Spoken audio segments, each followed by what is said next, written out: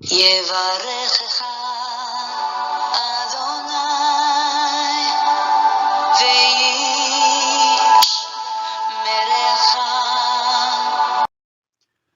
וישמרך. 바레크카 아도나이 베이시메레카. 사랑하는 성도 여러분, 오늘 하루도 전지전능하신 임마누엘의 하나님께서 여러분에게 복을 주시고 여러분을 안전하게 지켜주시기를 축복합니다. 아멘. 할렐루야. 오늘도 어김없이 우리의 코에 생명의 호흡을 불어넣어 주신 우리 창조주 하나님 여호와를 송축합니다. 우리의 영원한 구원자이신 예수 그리스도 그 생명의 이름을 찬양합니다. 오늘도 우리 안에서 열심으로 우리를 예수 그리스도의 장성한 분량으로 다듬어 가시고 성숙시켜 가시는 성령님의 놀라운 은혜와 은총을 찬양합니다. 오늘 1189 성경 장별 강의 오늘 170번째 시간입니다. 오늘은 신명기 17장 말씀을 함께 공부하도록 하겠습니다. 오늘 신명기 17장의 제목은요, 우상 숭배 금지, 재판에 관한 규례와 왕정 제도에 관한 규례. 오늘 제목에서 알 수 있듯이 오늘 소제목이 소주제가 3개가 나옵니다. 우상 숭배를 금지하라. 하나님께서 이 부분을 대단히 싫어하신다는 것을 우리가 알 수 있는 것이요. 벌써 몇 장에 걸쳐서 계속해서 하나님은 우상 숭배를 금지하고 우상 숭배를 가증한 일로 여기면서 이 일에 가담한 자들, 또 이 일에 유혹하는 자들을 반드시 돌로 쳐 죽이라고 말씀하고 계십니다. 그래서 우리는 이 우상 숭배 금지를 명령하시는 하나님의 말씀을 통하여 우리가 이 오늘날의 우상 숭배, 탐심을 가져서는 안 된다는 것을 명심하게 됩니다. 그리고 이 재판에 관한 규례, 재판을 할 때는 어떻게 하라, 공의를 행하라. 우리 앞장에서도 이 부분을 하나님께서 강조한 것으로 우리가 알고 있는데요. 오늘 또 이 부분이 나옵니다. 그리고 이제 오늘 중요한 내용이 나오는데요. 이 왕정제도. 지금 이 하나님께서 모세를 통하여 광야에 있는 아직까지 가나안 땅으로 입성하지 아니한 이스라엘 백성들에게 미리 앞으로 400년 전에 한 400여 년 후에 있게 될 바로 이 왕을 세우는 제도, 지금 모세를 통하여 모압 평지에서 이 신명기 법전을 말씀하신 이후에 한 400여 년이 지나야 이 왕이 이제 세워지거든요. 그런데 하나님께서 오늘 이 부분에서 미리 이렇게 말씀하고 계십니다. 그래서 왕을 세울 때는 이렇게 하라. 그리고 왕이 금해야 될 것은 이것이고, 그리고 왕이 행해야 할 것은 이것이다. 그래서 특별히 오늘은 이 왕정제도에 대한 이야기를 중심으로 오늘 신명기 17장 말씀을 상세히 살펴보도록 하겠습니다. 자, 신명기는 3편의 설교로 이루어졌고요. 우리는 이미 첫 번째 설교는 끝을 내었고, 두 번째 설교 중에서 26장까지 이어지는 두 번째 설교 중에서 오늘 우리가 17장까지 지금 왔습니다. 그래서 이제 왕을 세울 때는 이렇게 하라. 왕정제도, 이 중요한 이 왕을 세우는 일에 대해서 이제 하나님께서 말씀하시는데요. 이 왕에 대한 이야기는 우리가 나중에 사무엘상을 통해서 이렇게 공부를 하겠지만, 이 사무엘상에 가야지 이제 1대 왕 사울을 왕으로 세우는 일이 벌어지죠. 그런데 하나님께서 미리 지금 광야에서부터 이런 이야기를 미리 하시고, 나중에 그런 일이 있을 것이다. 백성들이 왕을 세워달라고 할 것이다. 그때는 반드시 이런 기준에서 왕을 세우고 이것은 하게 하고 이것은 하지 말게 하라고 미리 말씀하고 계시는 장면이 오늘 신명기 17장의 오늘 중심 주제가 되겠습니다. 자, 어저께 우리 16장에서는 이 3가지 절기와 이 재판에 관계된 하나님의 명령을 우리가 살폈습니다.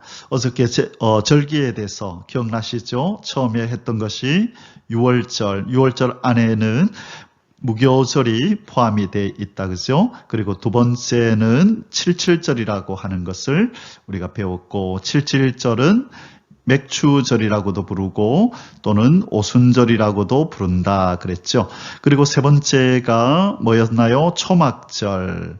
초막절인데 초막절은 장막절이라고 부르기도 하고 또 수장절이라고도 부른다. 우리가 어제 이 세 가지 절기와 그리고 뒷부분에서 이 재판에 관계돼서 재판을 공의롭게 하라고 하시는 하나님 말씀을 어저께 우리가 배웠습니다.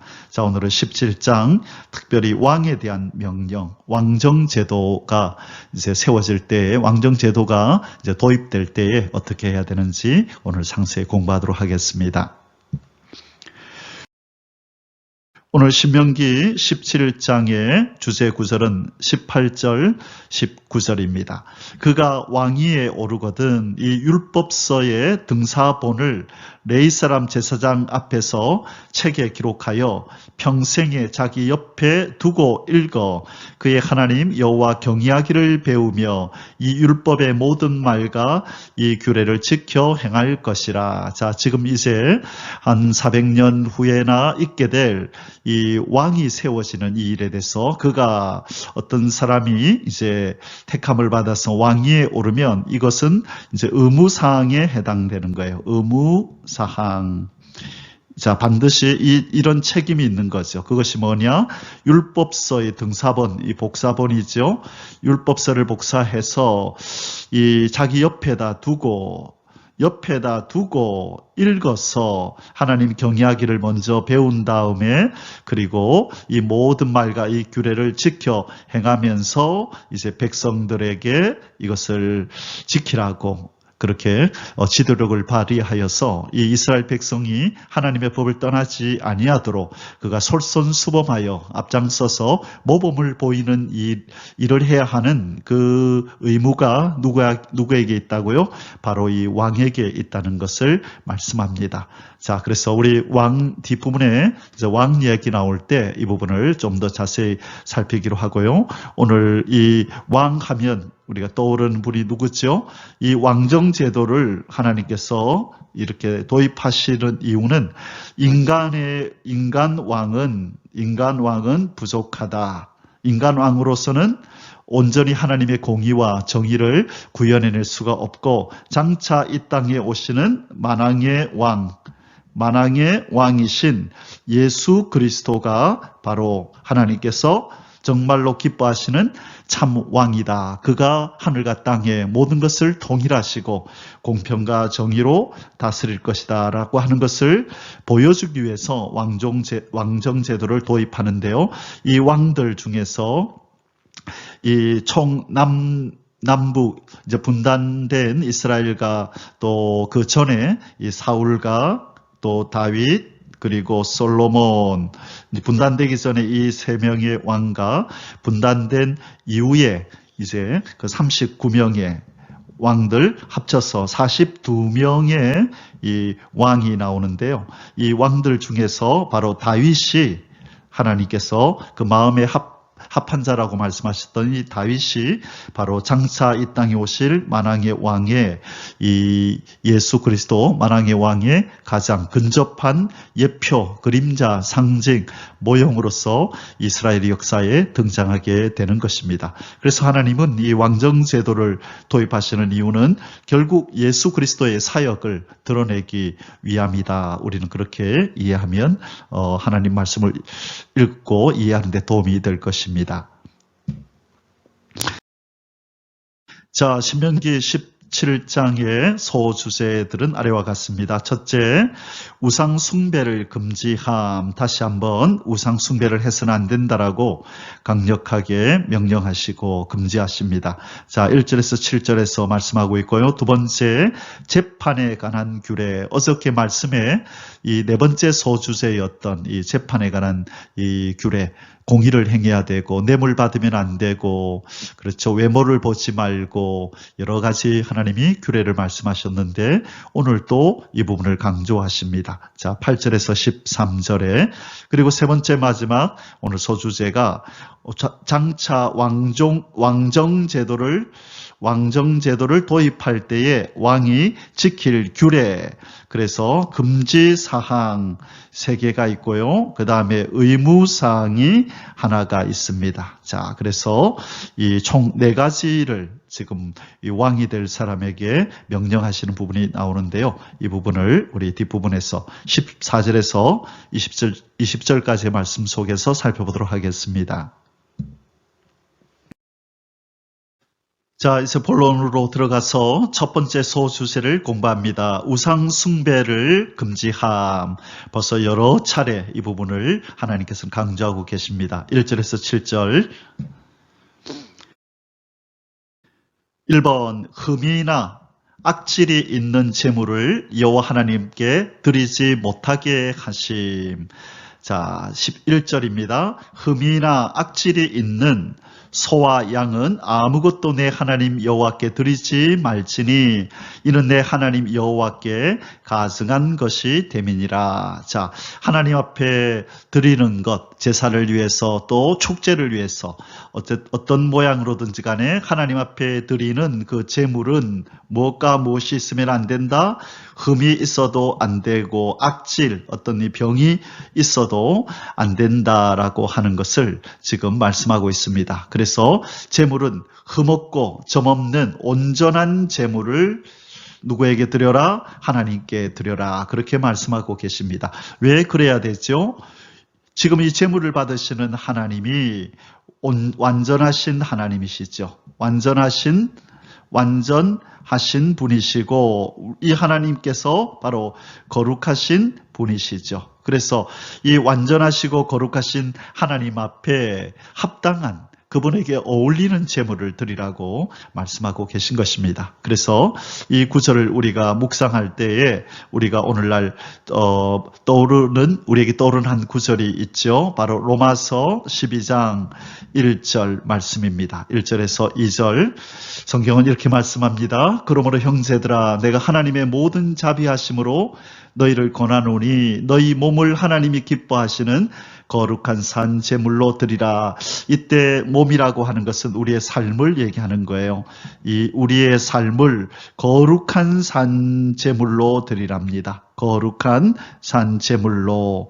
그래서 하나님이 기뻐하시고 온전하시고 또 선하게 여기시는 그 거룩한 산 제물로 우리의 삶을 드리라고 말씀하는 것입니다. 자, 그렇다면 우리가 우리의 삶 속에서 드려야 될 우리의 제물은 무엇입니까? 그분을 향한 이 사랑의 제물을 드려야 하고, 그 다음에요, 그분을 향하여 충성의 제물도 드려야 하고, 그분을 향하여 그분의 일에 열심을 다해야 되고, 그 다음에 우리의 것들을, 하나님 주신 것들을 헌신하며 하나님 앞에 되돌려 드리는 것들, 이런 것들이 뭐 없고 뭐가 없어야 된다? 흠이 없고 악질이 없어야 한다. 그래서 마음을 다하고 뜻을 다하고 정성을 다하고 힘을 다하여 생명을 다하여 우리를 구원하신 완전하시고 거룩하신 하나님 앞에 우리의 헌신도, 우리의 사랑도, 우리의 충성과 열심도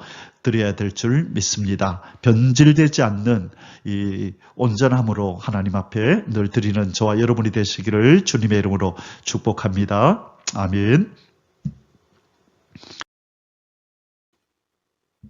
2번, 여호와 하나님의 언약을 어기고 우상 숭배를 한다는 소문이 있으면 자세히 조사하여 사실로 드러나면 반드시 돌로 쳐 죽이라 명하심. 우상 숭배의 결과 그의 형벌은 무엇이라고요? 돌로 쳐 죽이라. 왜 우상 숭배하는 자를 돌로 쳐 죽이라 그러냐면 여기 앞에서도 말씀드렸던 것처럼 바로 하나님 말고 다른 신을 섬긴다는 것은 여호와 하나님, 언약의 하나님과의 맺은 언약을 파기하는 행위이기 때문입니다. 이전에 1세대가 이 금송아지를 만들어서 바로 하나님과의 언약이 파기되었던 것 우리는 기억하고 있습니다. 그래서 이제 그 후손 세대, 2세대에게도 이 부분을 엄히 경고하면서 우상을 숭배한다는 것은 하나님과의 언약이 파기됨을 의미하는 것이다. 그들은 반드시 죽임을 당한다. 돌로 쳐 죽임을 당한다라고 하는 것을 아주 강력하게 엄하게 지금 경고하고 계십니다. 2절에서 4절입니다. 내 하나님 여호와께서 내게 주시는 어느 성중에서든지 너희 가운데 어떤 남자나 여자가 내 하나님 여호와의 목전에 악을 행하여 그 언약을 어기고 가서 다른 신들을 섬겨 그것에게 절하며 내가 명령하지 아니한 이럴 성신에게 절한다 하자. 그것이 내게 알려짐으로 너에게 알려짐으로 내가 듣거든 자세히 조사해 볼지니 만일 그 일과 말이 확실하여 이스라엘 중에 이런 가증한 일을 행함이 있으면 자 이런 우상을 섬긴다는 이 말이 들려오거든 다시 말해 여호와 하나님과의 언약을 파기하는 행위를 한다는 말이 들려오거든 너희들은 자세히 조사하라. 자세히 조사하라. 이것은 아주 중대한 이 문제이기 때문에 그냥 얼렁뚱땅 지나가지 말고 자세히 조사하여서 이것이 확실한 일로 드러나거든 반드시 남자건 여자건 남녀를 불문하고 반드시 돌로 쳐 죽이라고 지금 말씀하고 계십니다. 자, 우리 그 뒷부분을 계속 좀 보겠습니다. 자, 6절, 7절, 3번입니다. 우상 숭배자를 돌로 쳐 죽일 때 두 사람 이상의 증인이 필요하며 죽일 때는 증인이 먼저 돌로 치게 하라 명하심.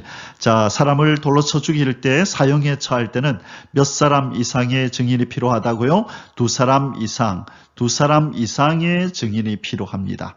그래서 요한계시록 11장에도 보면 두 증인이라는 말씀이 나오고 예수님께서도 사복음서에 보면 내가 두 증인을 너희에게 세우겠다 그러면서 예수님이 한 분은 바로 나를 보내신 내 아버지고 그리고 그 한 사람은 바로 나다. 내가 바로 내가 하는 말에 증인이다. 그래서 예수님께서도 바로 이 두 증인에 대해서 말씀을 하셨습니다. 예수님께서 요한복음 8장에 보면요. 요한복음 8장 17절에서 18절에 보면 이런 표현을 하십니다. 이런 말씀하셨는데요. 너희 율법에도 두 사람의 증언이 참되다 기록되었으니 내가 나를 위하여 증언하는 자가 되고 나를 보내신 아버지도 나를 위하여 증언하시느니라. 자, 그래서 예수님도 두 증인을 내세우시면서 예수님이 하시는 말씀이 참이라고 이렇게 지금 말씀하는 내용이 요한복음 8장 17절에서 18절에 나옵니다. 자, 지금 오늘 신명기에 나오는 이 말씀을 예수님이 지금 인용하신 것이죠. 신명기 17장 6절 7절입니다. 죽일 자를 두 사람이나 세 사람의 증언으로 죽일 것이요 한 사람의 증언으로는 죽이지 말 것이며. 자, 왜냐하면 한 사람은 그냥 어떤 감정이 있어서 악감정이 있어서 모함을 이렇게 할 수가 있잖아요. 그래서 적어도 두 사람 혹은 세 사람의 적어도 두 사람 이상의 사람으로 증인을 세워서 사형을 집행하라고 말씀합니다. 자, 이런 자를 죽이기 위해서는 증인이 먼저 그에게 손을 댄 후에 뭇 백성이 손을 댈지니라. 너는 이와 같이 하여 너희 중에서 악을 제할지니라. 아멘. 자, 조금 전에 이 17장 6절에서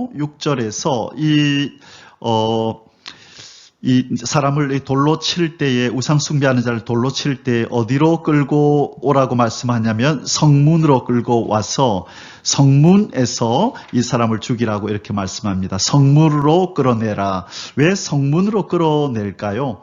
이 성문은 그 당시에 이 사교나 또는 이 어떤 뭔가를 거래할 때에 또는 재판할 때에 사람들이 모이는 것입니다. 함께 모여서 교제하고 물건을 서로 거래하고 주고받고 사고팔고 그다음에 재판을 할 때에 성문에 모여서 이렇게 했던 것입니다. 그래서 성문은 드나드는 곳이잖아요. 그래서 가장 많은 사람들이 볼 수 있는 곳이라서 이곳에서 바로 우상을 숭배하는 자를 돌로 칠 때에 이 일벌백계의 효과가 있는 거죠. 보시오, 우상을 숭배하는 자는 반드시 이렇게 사형에 처하게 돼요. 그리고 공동체에서 이렇게 반드시 끊어지게 될 것이라는 것을 이렇게 경고하고 예방하는 차원에서 이렇게 경고하고 예방하는 예방하는 차원에서 반드시 사형을 집행하라고, 어디에서? 성문에서, 많은 사람이 드나드는 이 성문에서 이렇게 하라고 지금 말씀하고 계십니다. 자, 이제 두 번째 소수제를 공부합니다. 재판에 관한 규례, 앞장에서도 자주 나왔던 내용인데요. 자, 재판을 할 때 어떻게 해야 하는지 8절에서 13절까지 말씀입니다. 1번, 재판에 있어서 상소 절차. 자, 상소를 할 때 어떻게 해야 되느냐. 이 첫 번째 판결에 이렇게 수긍이 되지를 않아가지고 이것을 재판을 받아야 되겠다, 그런 생각이 들 때에, 그리고 이것은 너무 어려워서 지금 내 주변에 있는 이 사람들을 통해서는 정확한 이 재판을 받을 수가 없겠다 싶을 때에 어떻게 해야 하느냐, 지금 그 부분을 말씀합니다. 8절에서 9절에 내 성중에서 서로 피를 흘렸거나, 자, 피를 흘렸거나 다투었거나 구타하였거나 서로 간에 고소하여 네가 판결하기 어려운 일이 생기거든 너는 일어나 내 하나님 여호와께서 택하실 곳으로 올라가서, 바로 성전을 의미하죠. 레위 사람 제사장과 당시 재판장에게 나아가서 물으라. 앞서서 하나님께서 이 재판장을 세우라고 말씀했잖아요. 그래서 그 사람들한테 물으라는 거예요. 그리하면 그들이 어떻게 판결할지를 내게 가르치리니.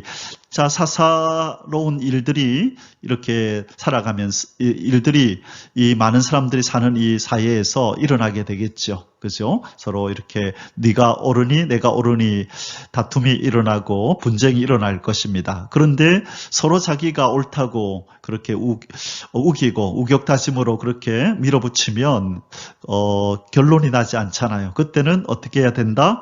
하나님이 정하신 그곳, 그 성막으로, 또 성전으로 가서 거기에 있는 제사장과 재판장에게 그렇게 물으라 말씀합니다. 자, 우리 오늘날 사회에도 이렇게 상소하는 제도가 있잖아요. 그래서 처음에 지방법원에서 재판을 받아봤는데 수긍할 수가 없다, 그러면 고등법원에 또 상고를 하고, 거기서도 또 마음에 자기가 수긍할 만한 그런 재판 결과가 나오지 않는다, 그러면 이제 대법원에다가 또 상고를 해서, 대법원에서 판결을 하는 것은 반드시 받아들여야 되는 것입니다. 이 대법원의 판결은 마지막 권위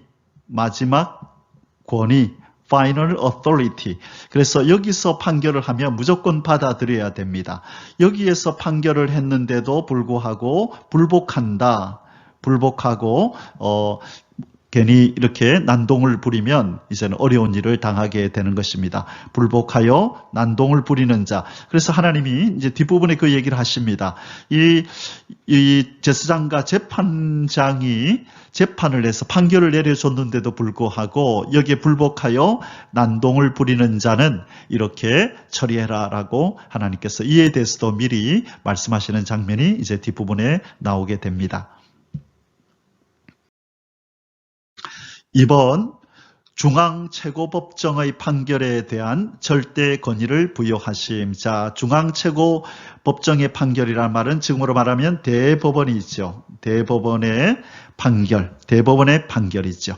여호와께서 택하신 곳에서 그들이 내게 보이는 판결의 뜻대로 네가 행하되 그들이 내게 가르치는 대로 삼가 행할 것이니. 자, 어떻게 행하라?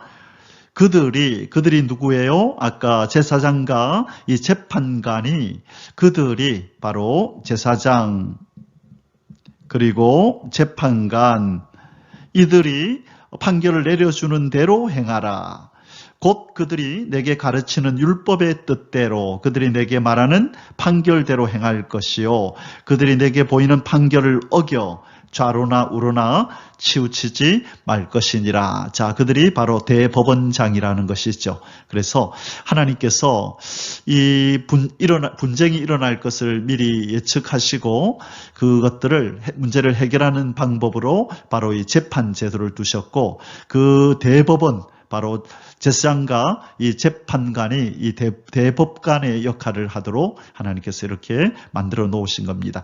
자, 이 제도 서로 자기들끼리 해결이 안 됐을 때는 그렇죠. 또 이제 50부장, 또 100부장, 1000부장 이렇게 이들에게 또 가지고 가서 판결해달라고 얘기를 해도 그래도 안 될 때는 마지막에 누구에게 가지고 오라 그랬죠? 모세에게. 이 제도를 누가 만들어 아이디어를 줬나요? 이 모세의 장인 이드로가 이전에 출애굽하고 얼마 안 됐을 때 자기 사이 모세를 만나러 가보니까 모세가 이런 어떤 이 어리석은 미련한 지금 일을 하고 있었죠. 그 많은 이스라엘 백성들이 줄을 서서 이 모세에게 재판을 받으려고 이렇게 줄을 서 있는 모습을 보면서 이드로가 왜 이렇게 하느냐, 좀 지혜롭게 일을 좀 분담하라 해서 바로 이러한 제도를 도입을 했던 것 우리는 기억합니다. 3번 중앙최고법정의 판결을 무시하고 불복할 경우 사형에 처해 이스라엘 중에서 악을 제하게 하심. 자, 대법관, 제사장과 재판관이 판결을 내렸음에도 불구하고 여기 사진에 나오는 것처럼 이 사람이 불복한다는 거예요. 그대로 받아들일 수 없다는 것입니다. 그리고 나서 끝까지 자기가 잘했다고, 죄가 없다고 난동을 부리면 그걸 어떻게 하라? 사형에 처하게 하라는 것입니다. 그래서 이 하나님의 언약 공동체 안에서 이 재판관, 제사장의 권위를 세워주시고 이 마지막 권위자에게 이 힘을 실어주셔서 이 이스라엘 진중에 이런 난동을 부리는 자, 이 재판의 결과에 불복하는 자들이 또 생기지 않도록 본때를 보이라고 하나님께서 말씀하십니다. 12절에서 13절입니다. 사람이 만일 무법하게 행하고, 그러니까 무법하게 법을 어긴 거죠. 내 하나님 앞에 서서 섬기는 제사장이나 재판장에게 듣지 아니하거든 그 사람을 죽여 이스라엘 중에서 악을 제하여 버리라. 자, 일벌백계 무섭게 이렇게 하면 반드시 사형에 처한다는 것을 보여서 다른 사람들이 두려워하고 이렇게 반복하지 않도록 이 전철을 밟지 않도록 하나님께서 이 본때를 보이라고 말씀하시는 겁니다. 그리하면 온 백성이 듣고 두려워하여 다시는 무법하게 행하지 아니하리라. 이것이 바로 칠이라고 하는 거죠. 그래서 교회 안에는 이 칠이가 있어야 합니다. 교회의 질서가 무너지는 것은 바로 이 칠이가 제대로 시행되지 않을 때 이 교회는 질서가 무너지고 거룩성이 상실됩니다. 그래서 참 좋은 교회의 표지가 3개가 있는데요. 첫 번째는 바로 복음적인 메시지가 선포가 돼야 되고요. 그 다음에 두 번째는 이 성찬식이 아주 성경적인 성찬식과 이 세례, 그렇죠. 이런 성경적으로 성찬식과 세례가 집행이 되어야 하고, 그 다음에 세 번째가 이 칠이가 이 죄를 지은 자, 이렇게 하나님의 교회의 질서를 어지럽히는 자를 향하여 칠이가 정당하게 집행되어야 한다는 것입니다. 죄를 지었음에도 불구하고 분명히 벌받을 일을 했음에도 불구하고 내가 아는 사람이라고 또 힘이 있고 권력이 있는 사람이라고 하여서 그냥 두루뭉실 넘어가고 칠이하지 않을 때에 이 교회 안에 다른 사람들도 저렇게 해도 되는구나 하고 그 전철을 밟아서 결국 교회의 거룩성과 질서가 무너지게 된다는 것이죠. 그러므로 이 교회는 반드시 이 칠이 제도가 살아 있어야 되는 것입니다. 자, 이제 세 번째 소수제, 마지막 소수제를 공부하겠습니다.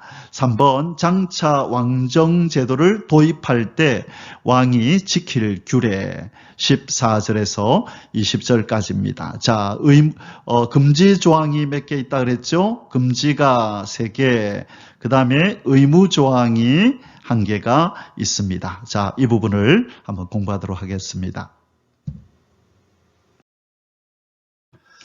1번 이스라엘 백성이 장차 가나안 땅에 정착하여 왕정 제도를 요구할 경우를 가정함. 우리 하나님께서는 미리 아셨습니다.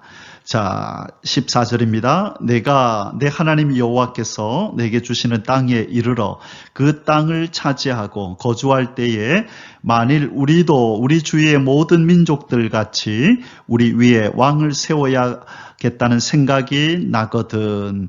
자, 우리 기독교인들 가운데서 잘못 알고 있는 이런 내용 중에 하나가 이 왕정제도, 이 왕제도, 왕을 세우는 이 제도를 누가 요구했느냐라고 했을 때 이 신명기 17장의 이 내용을 모르고 사무엘상 8장에 나오는 이 8장에 나오는 이 내용만을 보면서 이스라엘 백성이 처음으로 이 왕에 대해서 우리도 왕을 세워 주십시오라고 언급을 했다라고 생각을 하는 사람들이 많아요.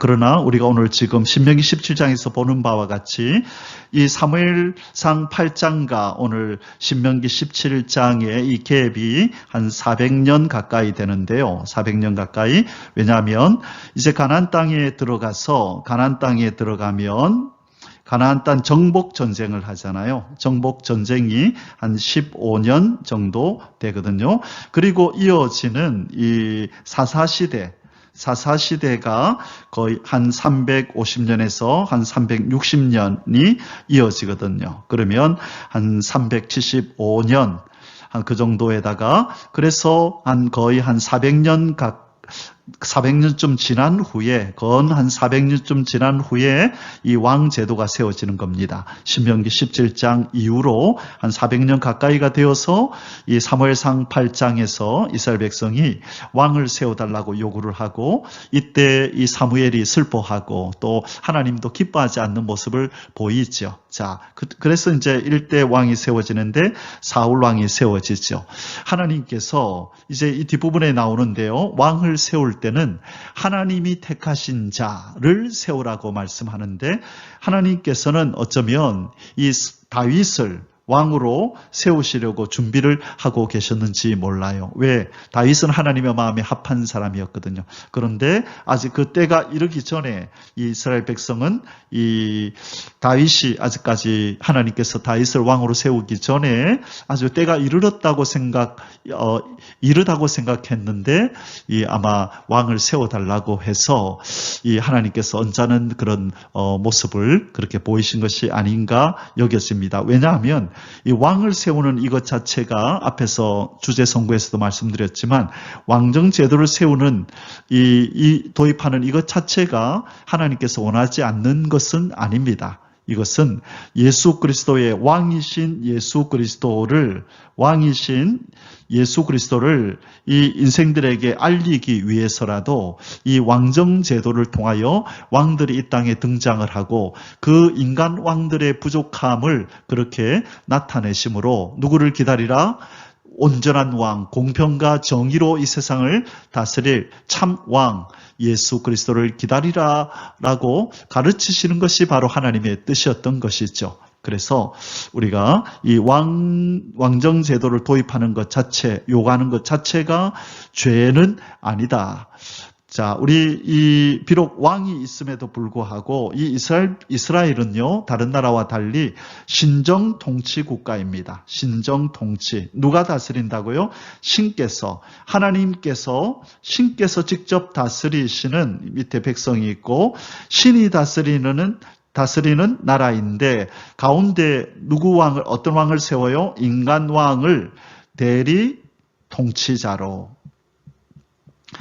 통치자로 세워서 하나님의 뜻을 이 왕을 통하여 백성들에게 하달하는 이런 방식을 쓰신 거죠. 이것이 바로 에덴 동산에서부터 이것은 나타납니다. 왕이신 하나님이 아담을 왕으로 세워서 밑에 피조물을 이름을 짓게 하고 그들을 보존하고 관리하고 그렇게 다스리도록 하신 것, 바로 이 제도가 완성이 되는 것이 둘째 아담이신 예수 그리스도께서 이 땅에 오셔서 만왕의 왕으로 만물을 하늘에 있는 것 땅에 있는 것을 통일하고 그분이 만왕의 왕으로 다스리시는 이것으로 이제 에덴이 회복되고 하나님의 뜻이 완성이 되는 것입니다. 자, 그래서 우리가 이 왕정 제도를 생각할 때 예수 그리스도의 만왕의 왕 되심을 우리는 연결해서 이것을 공부해야만, 이해해야만 하나님께서 왜 지금 여기서 왕 세우는 이야기를 먼저 하시는지를 우리가 이해하게 됩니다.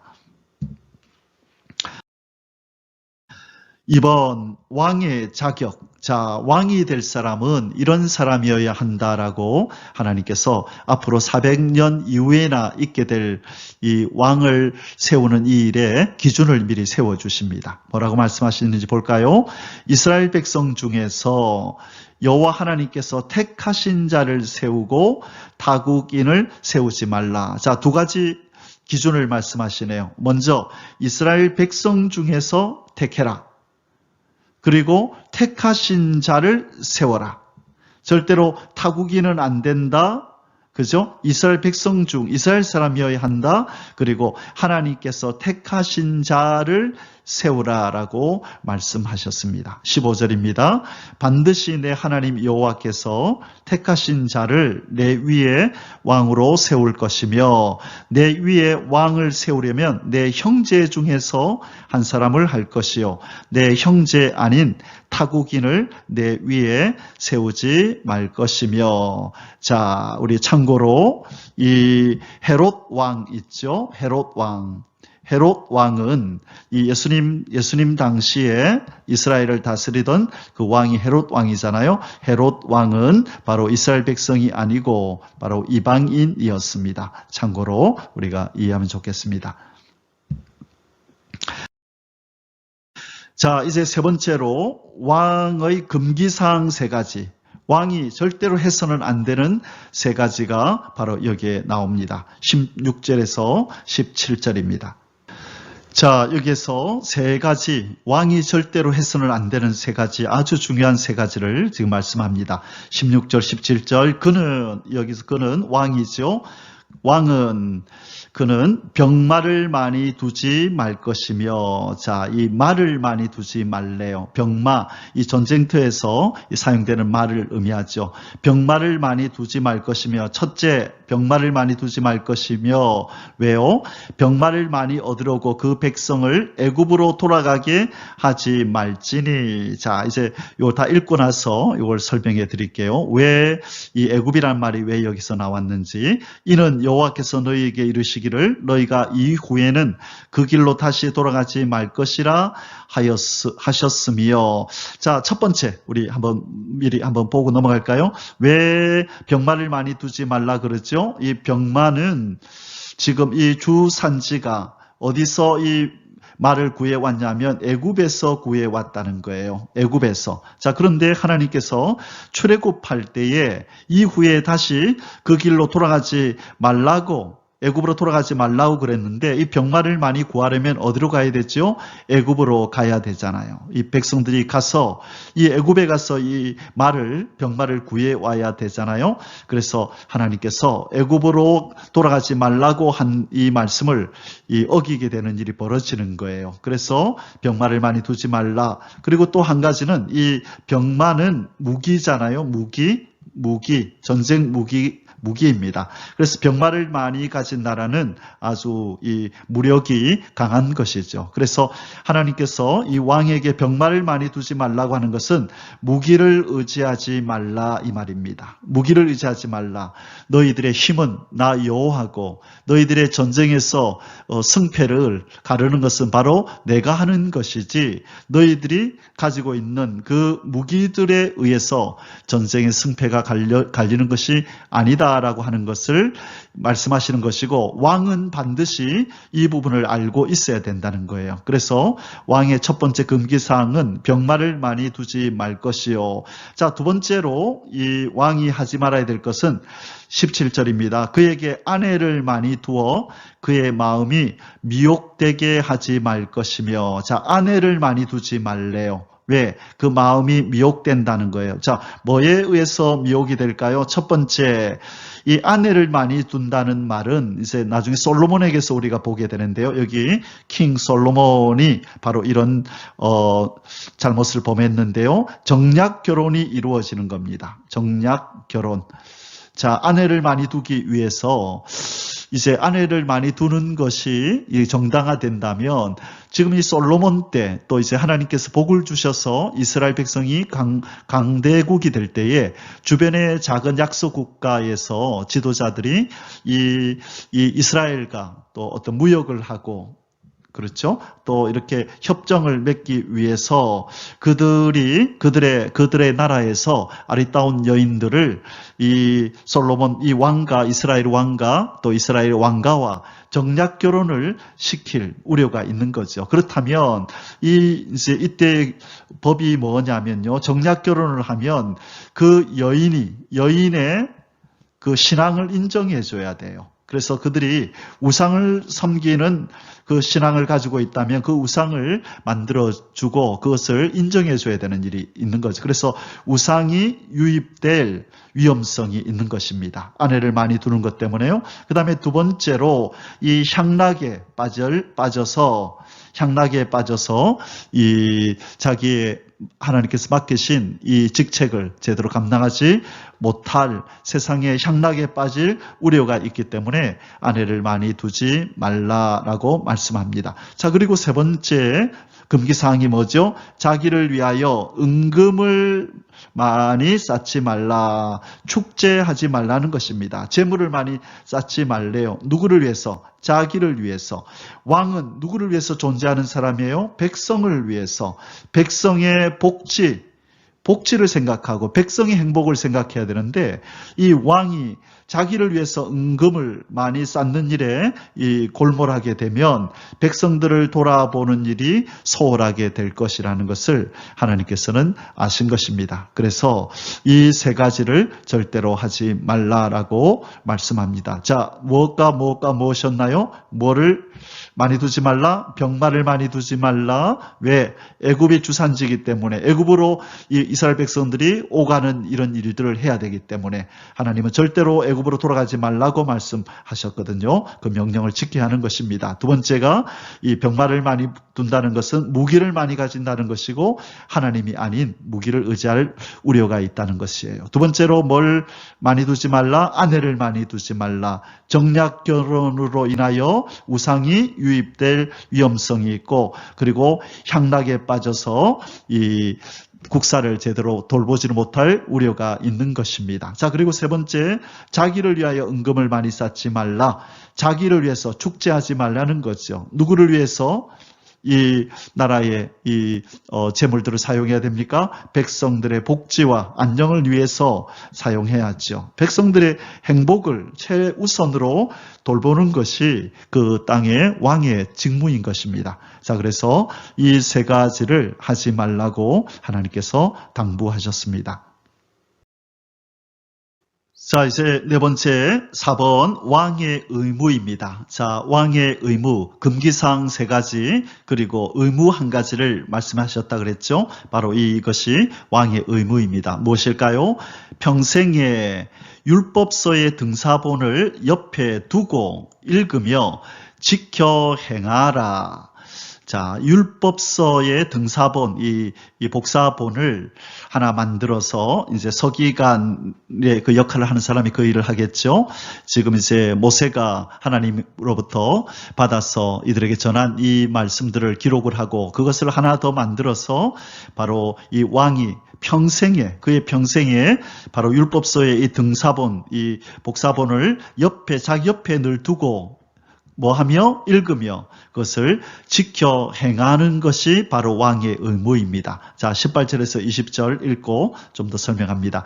그가 왕위에 오르거든 이 율법서의 등사본을 레위 사람 제사장 앞에서 책에 기록하여 평생에 자기 옆에 두고 읽어 그의 하나님 여호와 경외하기를 배우며 이 율법서의 모든 말과 이 규례를 지켜 행할 것이라. 자, 왜 이것을 기록해서 옆에 두고 읽고 행하라 그러죠? 하나님 여호와 경외하기를 배우는 거라는 거예요. 먼저 누가 배워야 된다고요? 이 왕이 먼저 이것을 배워야 된다는 거예요. 왕이 배워야만 왕이 배워서 본을 보이고 왕이 이것을 배워서 지도할 때에 바로 이 백성들이 하나님의 뜻대로 살게 되는 것이죠. 자, 그래서 밑에서 20절에 이렇게 말씀하죠. 그리하면 그의 마음이 그의 형제 위에 교만하지 아니하고 이 명령에서 떠나 좌로나 우로나 치우치지 아니하리니 이스라엘 중에서 그와 그의 자손이 왕위에 있는 날이 장구하리라. 하나님의 말씀에 근거하여 하나님 경외하기를 배우고 지켜 행하면 그 하나님께서 그의 왕위를 견고하게 하고 그를 장수하게 하겠다고 말씀합니다. 자, 하나님의 말씀을 먼저 배우고 읽고 지켜서 하나님을 기쁘시게 하는 것, 이것이 왕에게 주어진 의무입니다. 이렇게 해야 그 밑에 있는 백성들도 왕을 본받아서 하나님 앞에 하나님을 기쁘시게 하는 백성이 되는 것입니다. 사랑하는 성도 여러분, 이제 신명기 17장을 결론 내릴 때가 되었습니다. 우리 예수 그리스도는 참된 샬롬의 왕이십니다. 참된 샬롬의 왕 예수 그리스도, 그분만이 공평과 정의로 인생과 만물을 다스리시는 왕이신 것입니다. 우리 요한복음 1장 11절에 제가 자주 강조하는 구절이죠. 1장 11절에서 성경 이렇게 말씀합니다.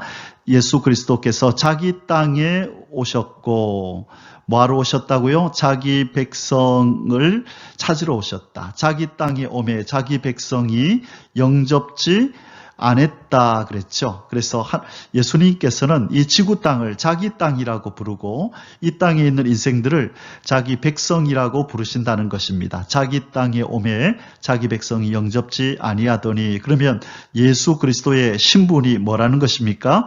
왕이라는 것이죠. 이 지구 땅을 이 지구 땅, 온 만물의 창조주실 뿐만 아니라 이 땅의 왕이시라는 겁니다. 그러나 이 아담과 하와가 마귀의 미혹에 빠져서 그렇게 하나님의 언약을 파기하고 하나님으로부터 쫓겨나서 진노 아래에 있게 되고 마귀의 백성, 마귀의 자녀로 있게 된 이 비극적인 상황 속에서 예수님이 오셨는데 바로 자기의 땅, 자기 백성을 되찾아서 다시 만왕의 왕으로 등극하시기 위하여 이 땅에 오셨다는 것입니다.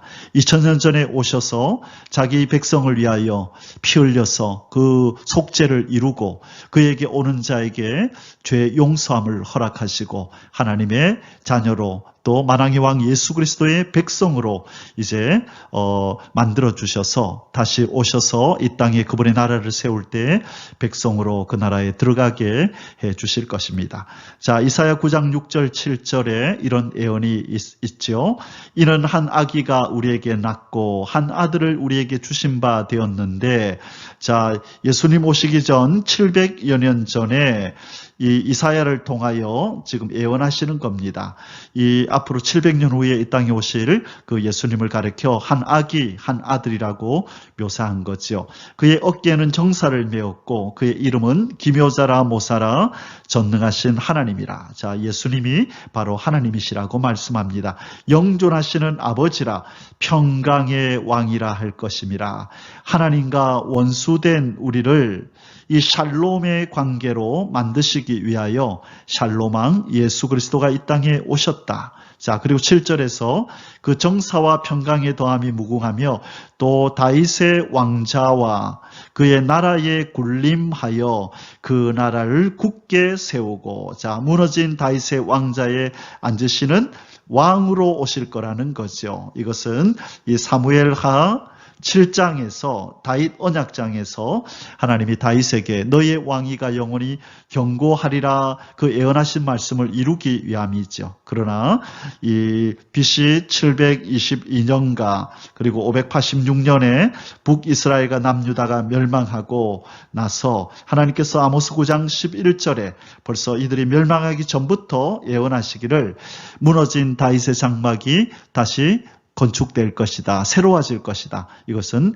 장차 예수 그리스도가 오셔서 무너진 다윗의 왕자를 굳게 세우고 그 지금 이후로 영원히 정의와 공의로 그것을 보존하실 것이라 만군의 여호와의 열심히 이를 이루시리라 라고 예언하셔서 바로 예수님이 이 땅에 다시 오실 때에 무너진 다윗의 왕자를 일으켜 세우고 공평과 정의로 이 하나님의 말씀, 하나님의 법을 이 땅에 온전히 흐르도록 이 백성들의 심령 속에다가 하나님의 법을 다 새겨서 이 하나님의 법만을 지켜 행하는 하나님의 백성을 만드시겠다는 거죠. 그것이 바로 이 에레미야서 31장 31절에서 34절까지의 예언입니다.